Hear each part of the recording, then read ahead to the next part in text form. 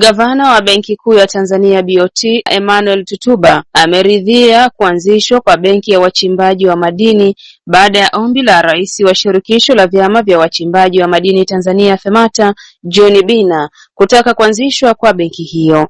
Ombi hilo limetolewa kutokana na changamoto ambazo wachimbaji wa madini wamekuwa wakikabiliana nazo wakati wanapohitaji mikopo kwa ajili ya kuendesha na kuendeleza shughuli zao za uchimbaji. Kama shirikisho lakini kama wadau, na ushauri huo ni sio mchoyo wa fadhila. Tulikaa na ndugu yangu Baraka Ezekiel, Kaniki na wadau wengine kama 20 miaka iliyopita 3-4, tukawa na wazo la kuanzisha benki ya wachimbaji madini Tanzania. Lakini benki ile tulivyotaka kuianzisha, tukafika mahala fulani tukaona kwamba benki ile sasa inaenda kufanana na benki hizi. Kwa hakuna sababu ya kuanzisha benki ambayo inafanana na benki ambazo zilikuwa hazina uwezo wa kutukopesha. Kiukweli nilisita kidogo kama mkuu wa taasisi, lakini pia baadaye na baadhi ya watu waliokuwemo mle na wao wakasema hapana, tutafute mbinu ya kuanzisha benki inayofanana na wachimbaji. Benki ambayo inaweza kumkopesha mchimbaji kwa mazingira yake, benki ambayo inaweza kutunza dhahabu ya mchimbaji. Kwa sababu kwa sasa hivi kwa mujibu wa sheria Mheshimiwa Gavana, mtu binafsi haruhusiwi kutunza dhahabu nyumbani kwake. Nadhani kitu kama hicho atasema baadaye. Sasa tukasema kama Gambo ana dhahabu, kwa nini aendelee kuiacha kwenye safe? Kwa nini asiweke benki? Alafu akishaweka ile dhahabu benki, ile dhahabu inakuwa ni ya kwake. Bei ikipanda anauza, lakini kwenye matumizi yake ya kawaida anachukua fedha benki, anaendeleza miradi yake. Lakini kuna mtu mwingine tu anataka achimbe, aweke dhahabu, auze baada ya miaka 2. Tutumie nini? Hebu tuangalie namna kupata benki ambayo inaweza ikawa na mtindo huu wa kifurushi. Lakini cha msingi katika hiyo benki isome kwa sababu mazingira ya mchimbaji nayajua vizuri. Kwa mfano, leo sisi tunakopeshana kuanzia asubuhi mpaka jioni.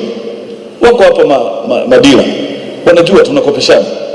Lakini ukienda kwenye sheria za Central Bank na benki zingine, kwa mtindo tunaokopeshana ni ngumu sana. Kwa sababu mchimbaji kwanza hataki aje kukopa fedha ambayo inachukua miezi 6-3 bodi mara nini. Mchimbaji anataka akija asubuhi, mmeridhika, jioni mpe fedha, aende amalize matatizo yake. Kwa tupate benki ambayo inafanana na Magambo hivi.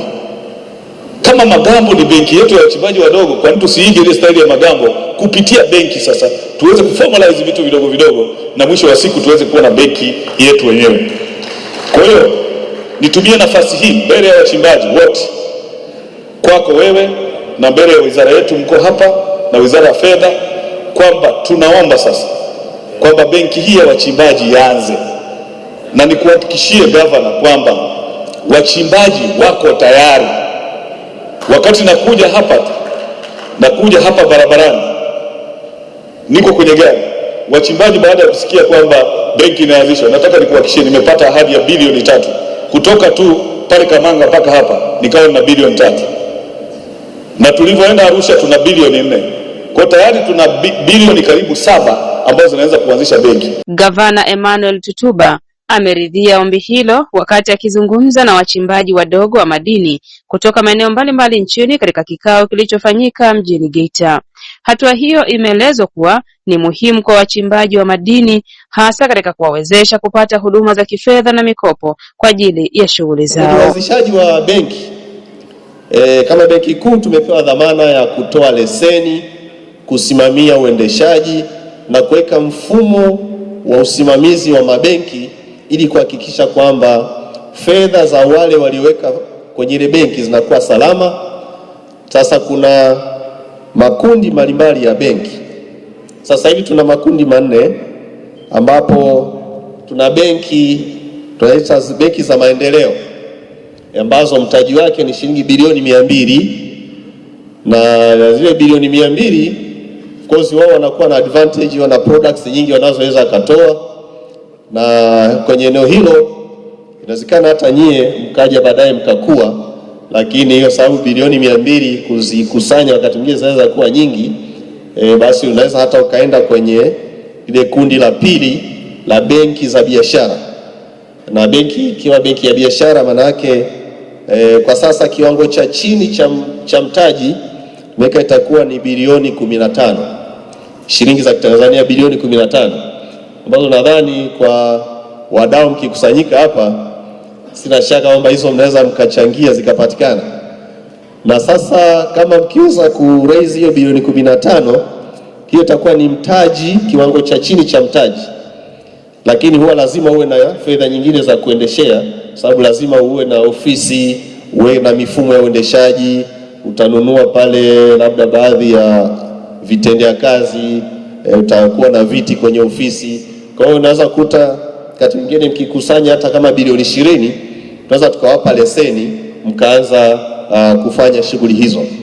Na wakati mnafanya zile shughuli, kishakuwa na hiyo mtaji, huwa unatakiwa sasa utengeneze, tunaita ni kama mpango wa uendeshaji wa benki.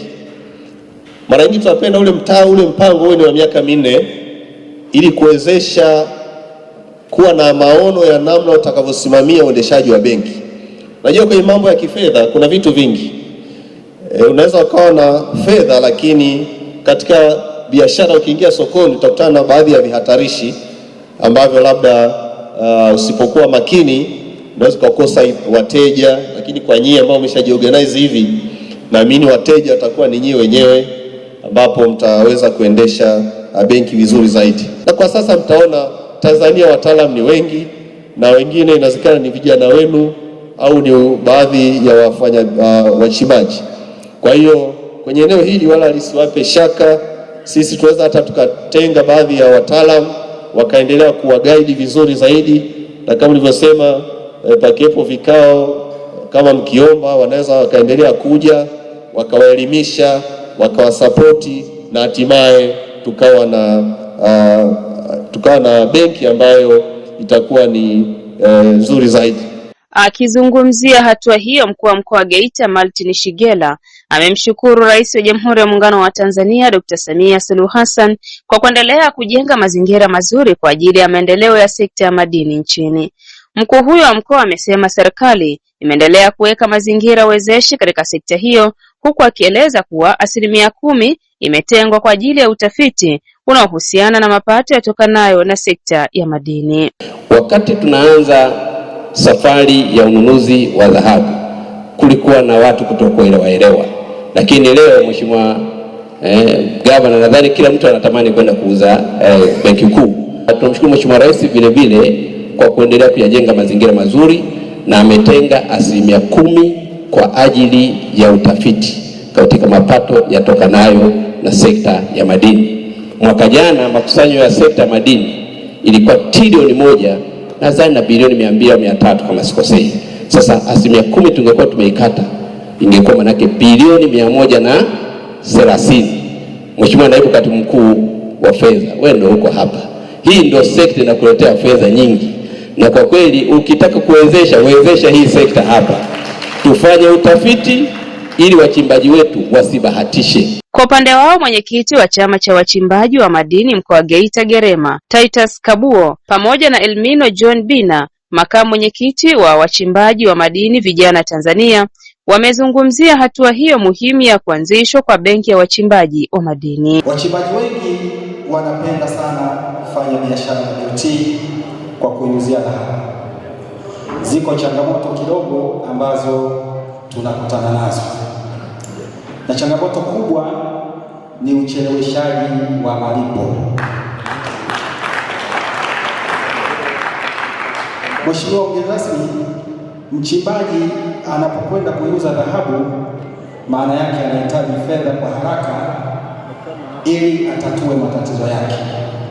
Uchimbaji ni process kubwa, na wakati mwingine uchimbaji ukizembea kidogo unapata hasara kubwa.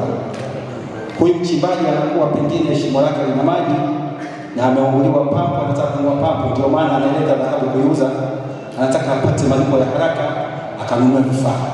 Kwa hiyo nikuombe Mheshimiwa mgeni rasmi, kwa sababu wewe ndio una dhamana ya fedha zote nchini na hata hizi benki zingine, wewe ndio mlezi wao, angalia utakavyoona inafaa, ili biashara hii inapofanyika basi watu waweze kupata fedha kwa wakati.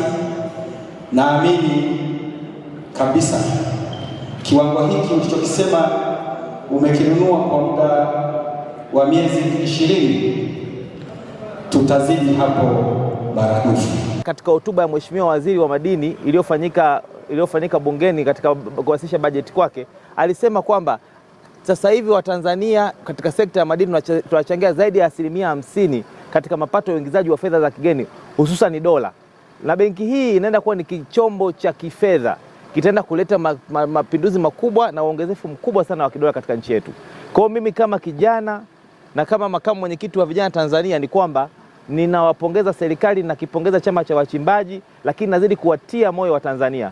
Tuendelee kuiunga serikali yetu mkono ya awamu ya 6, kwa sababu ni serikali ambayo inatoa mwongozo mzuri na inasikiliza wananchi wake. Na leo hii tunaenda kuandika historia ya kuanzisha benki ya wachimbaji. Mohab TV, Geita.